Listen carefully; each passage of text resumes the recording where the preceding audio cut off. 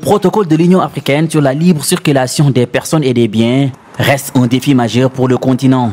Aujourd'hui, l'organisation régionale veut, à travers ces rencontres, asseoir une dynamique pour faciliter et garantir des expériences et pratiques à d'autres régions en vue de la ratification du dit protocole. Ce protocole devrait déboucher sur la libre circulation totale au niveau du continent africain, en mettant en place des dispositifs réglementaires, en allant vers le passeport africain, pour que chaque Africain, au-delà des communautés régionales, puisse circuler librement sur l'étendue du territoire. L'Afrique a un potentiel de développement que tout le monde connaît maintenant. On n'a pas besoin d'épiloguer là-dessus.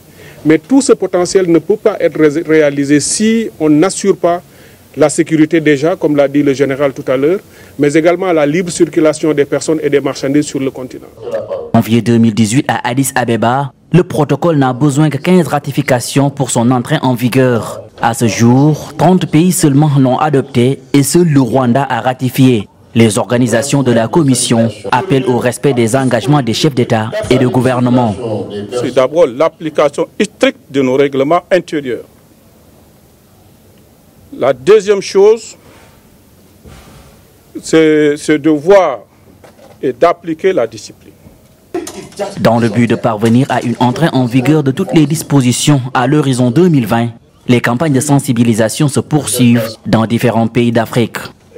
Il faut que les autorités traduisent effectivement l'engagement qu'ils vont prendre vis-à-vis des autres acteurs de l'Union africaine, qu'ils les traduisent dans le pays, que ça soit discuté au niveau des assemblées nationales. Avec ce protocole, il s'agira de faire progresser et développer les économies en développant le commerce intra-africain. L'idéal consiste également à faciliter la mobilité de la main-d'œuvre, particulièrement les jeunes, le transfert des compétences et surtout promouvoir l'identité panafricaine et l'intégration sociale.